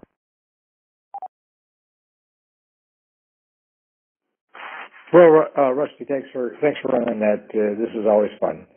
This is W7QAG. This weekend I'm just kind of hanging out, trying to get some Christmas stuff done. I did have my folks come out and kind of do my house, but I'm not doing what I would normally do because we're not going to be here. We're actually going to be up in Dallas with my son and the other one's coming in from California, so we're going to spend some time up there. So I'm just kind of hanging out. But so far, everything's going well, and I hope everyone has a great Christmas.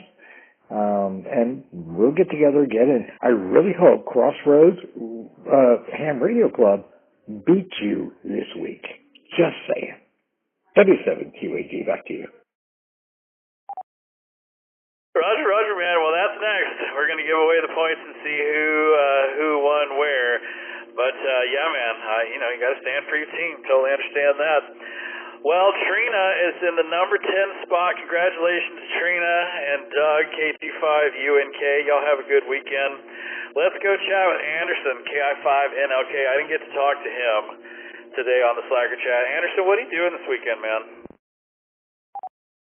Hey, Rusty. I tell you what, man, I was there. I was slacking without you. I was even talking about you. You probably heard or felt your ears itching or whatever the heck the saying is.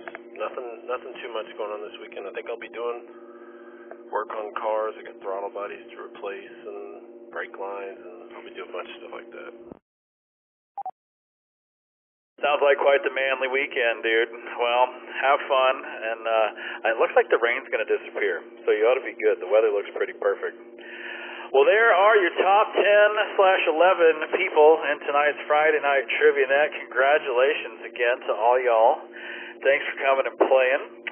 Let's put up the scores now and see who's doing what. So the Oak Hill Amateur Radio Club had 27 players in tonight's game, and the Crossroads Amateur Radio Club had 12 people playing in tonight's game. And that broke the score down a little like this. The Oak Hill Amateur Radio Club wins 1,051 to the Crossroads 1,004. This makes number 2 for the Oak Hill guys. Way to go, fellas, making that happen. And thanks again, Crossroads, for coming in and hanging out with us and putting up a heck of a fight. And just like that, W7QAG. the Friday Night It was Trivia rigged. Night is over. We're going to move everybody into the elimination round because you still got one more. You got one more way to get kicked out and sent home. For those of you who are new and haven't played, this one's an easy one. It works just like the other game. But once you're wrong, you're done. We're going to send you home for the night. So make sure you take your time. You're not going to get any more or less points. You just have to be right. So we're going to come back with question number 1 on the elimination round. Y'all get ready, because this is how we send you home.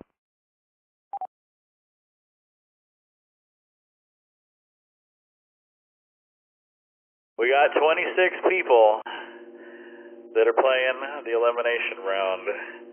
Let's fire it up and see. Question number 1. What classic television series followed the citizens of Mayberry, North Carolina?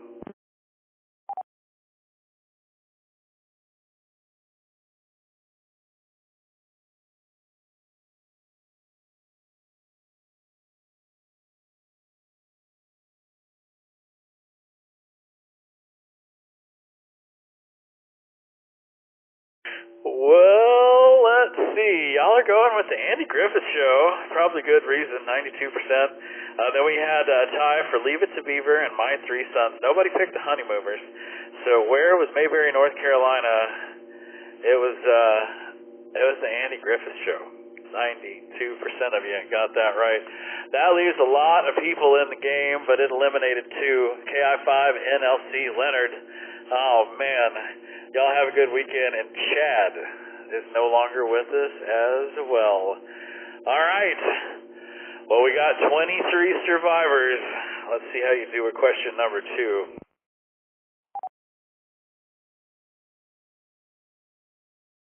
What long since passed singer is often said to still be alive today, with several tabloids even providing photographic evidence?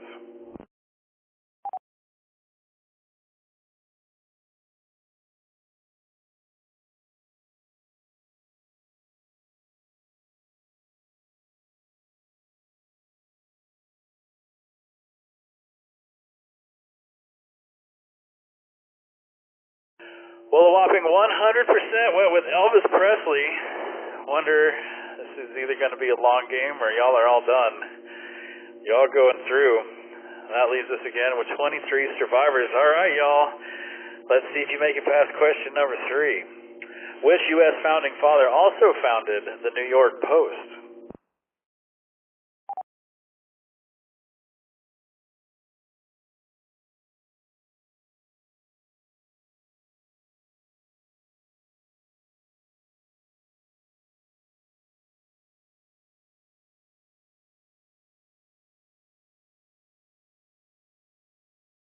Well, look at that. We lit up all the buttons. These are always fun. So Benjamin Franklin coming in number 1, followed by Alexander Hamilton, John Hancock, and James Madison.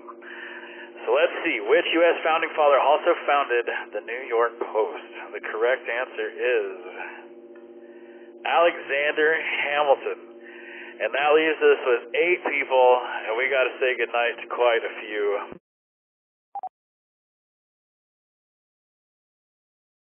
So with that, let's say goodnight to John and Diane, KE5RS. Thanks for letting us borrow your repeater tonight. Cody, KI5YLS, man, he didn't even make it to question number 3. This game must be rigged, I'm telling you. Let's see, Sky, Ed5LX is gone, Jason, KB5MPJ, Bill, KI5WNK, Starbuck, Steve, KG5LAA, the Toyota guy, pardon me, W5ITZ, well look at that, Bill showed up just in time. Alright, KI5OLG, Joe, K5KUA, Nick, NM5NU, W7QAG, Mike, and Russ, W5ISH. Well, we're down to 8 people. Let's see what question 4 does to them. Which of these longtime stars played first base with a minor league Portland Mavericks for 1 month in 1973?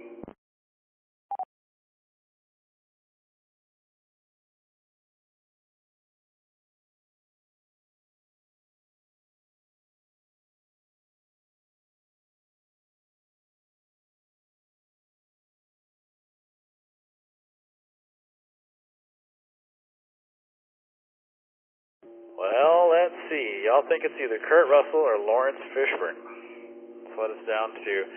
Let's see. Are the ones who picked Kurt Russell? They are correct. Check that out. The independent Portland Mavericks baseball team was owned by a former minor leaguer and the television star Bing Russell, who installed his son, Kurt Russell, at first base for a month during the Mavericks' inaugural season in 1973. So that leaves us with 6 survivors, and we got to say goodnight to Jared, N5AFC, and Anderson, KI5NLK. Bummer, bummer, bummer. We're down to 6 people. Let's see how they do with question number 5. At which American university can you get a pilot certificate provided you complete archery, sailing, and pistol or rifle classes?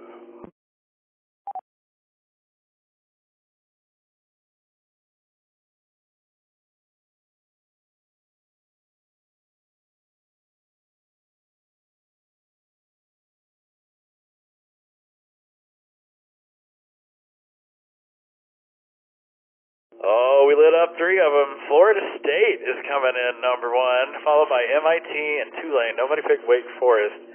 So where can you get the pirate certificate? MIT. I thought this was hilarious. MIT first began offering its pirate certificate in 2011 as an incentive for undergraduate students to complete their physical education and wellness General Institute requirement. After delivering the commencement speech at MIT in 2016, actor Matt Damon was presented with a pirate certificate. All right, well, let's see who that leaves us with. We're down to Covey and Leslie, which means we got to say goodnight to Dave, KI5STT, Trina, and Doug. Night, y'all. Holly, W5LUL is out, as well as Scott, KI5OBD. Way to go, Scott. We're down to Covey and Leslie. Let's see how y'all do with question number 6. Which glam rock band's 1971 hit inspired the title of Def Leppard's 2022 album, Diamond Stars Halos?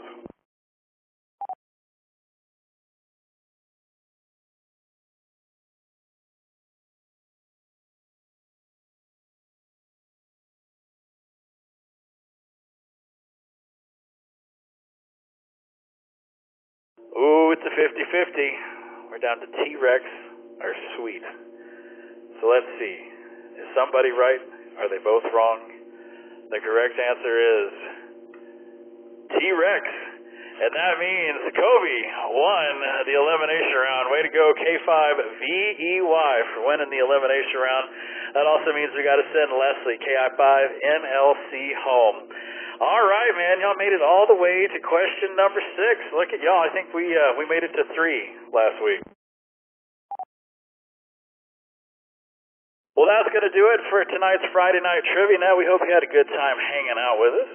The Friday Night Trivia Net is a service of the Oak Hill Amateur Radio Club, call sign N5OAK, and made possible through the generosity of people just like you.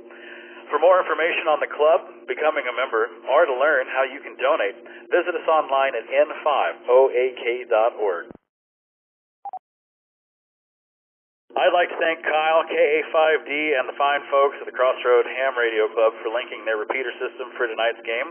If you'd like to see all the fun things they're up to or just want more information about the KA5D or W5LCR repeater systems, visit them online at ka5d.com or crhrc.org. And before you close your web browser,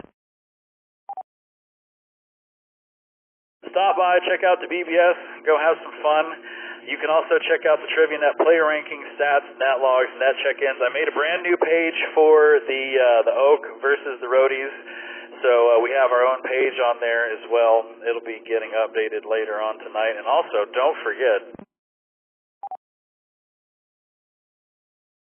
we've got the N5LX Fox Hunt this weekend. All the details can be found on the web on the Fox Hunt channel on Discord.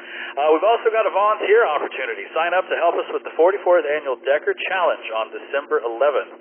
The volunteer channel has a link to the website so that you can sign up, as well as all the details. We got quite a few people going. So if you want to sit in your car and play radio, you also get a T-shirt that says you were in a 5K. So if you ever wanted a 5K T-shirt for sitting on your butt, this is the time to make it happen.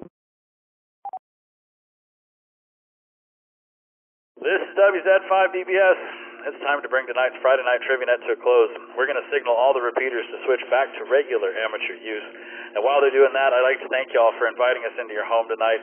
Have a great weekend, be safe, and we'll see you right here next Friday for the one and only Oak Hill Friday Night Trivia Net. 73, y'all.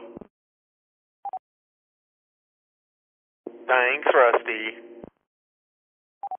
Yes, sir, yes, sir.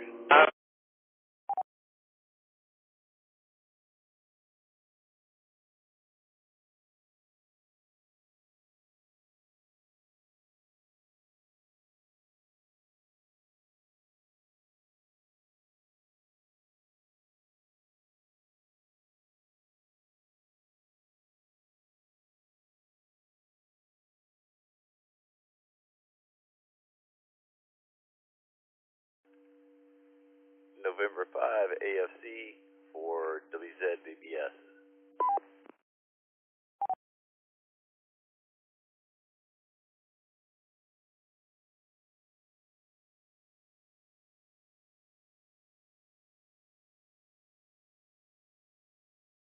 Yes, sir.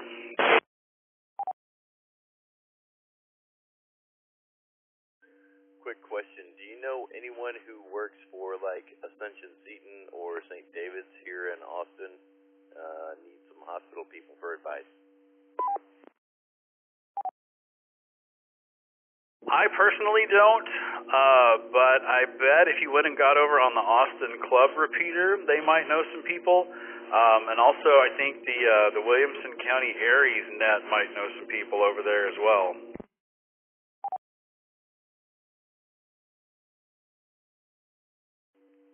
Roger, copy that. Thank you.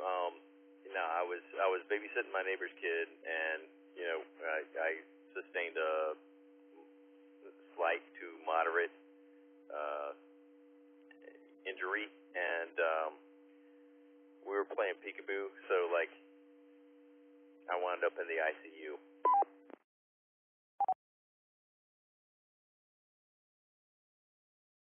That sounds like a hell of a game of peekaboo, man. That's my dad joke for the week. N5 AFC clear. Have a good weekend, man.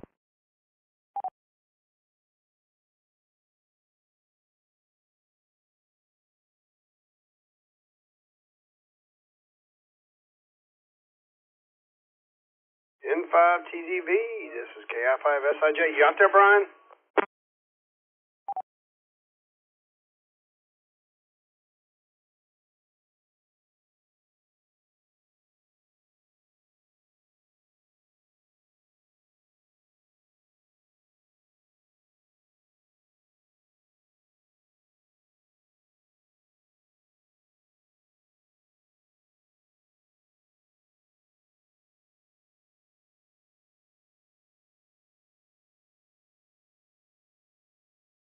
No contact, KI5SIJ clear.